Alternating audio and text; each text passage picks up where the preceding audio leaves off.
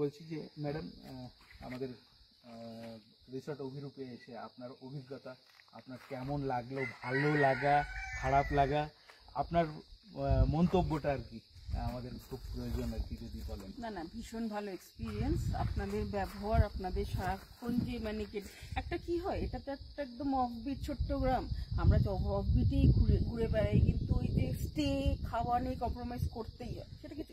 কিন্তু আপনাদের এখানে মানে সব রকম অ্যামিনিটি, সুযোগ সুবিধা, খাওয়া দাওয়া, লাক্সারিয়াস স্টে, এত সুন্দর জায়গা, সামনে থেকে কাঞ্চনজঙ্ঘা, পিছনে ডুয়ার্স রেঞ্জ, ভীষণ সুন্দর। আমরা এখানে 3 নাইটস থেকেছি, আমরা চেক আউট করবো, এখন মনে হচ্ছে 1 নাইট থাকি আরো।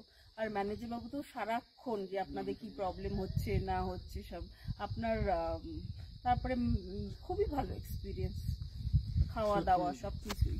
লোকেশনটা বিশেষ করে মিস্টার গোপীনাথ চক্রবর্তী ম্যানেজার, ওনার ব্যবহার বা বাকি সকল স্টাফ বলুন, যা বলুন, সার্ভিস বয়, প্রত্যেকের ব্যবহার ভীষণ ভালো। যখন যা সার্ভিস চেয়েছি তখন সেই সার্ভিসটা পেয়েছি।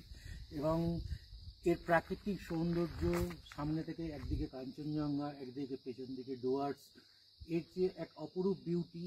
যদিও আমরা 15 মিনিটের জন্য আজকে কাঞ্চনজঙ্ঘা দেখতে পেয়েছি, কিন্তু তবুও বলবো যে এখান থেকে যে ভিউ পয়েন্ট, জুন মাসে এসেও দেখতে পেয়েছি। আর ভীষণ এই মেঘে ঢাকা টু প্রপার্টিটাও দেখান একসঙ্গে রিল যখন বানাচ্ছে, হ্যাঁ, এই মেঘে ঢাকা, এই ক্লিয়ার, সত্যি ভীষণ সুন্দর। আর একটা জিনিস বলে দিই একটু, আমরা কিন্তু ব্লগার নয়, ঠিক আছে, আমি ব্লগার নয়, এটা কিন্তু পেড প্রমোশন বা প্রমোশন কিছু না, এটা যেটা ফিলিং সেটাই বলছি, একদম মন থেকে যেটা ফিলিং সেটাই বলছি।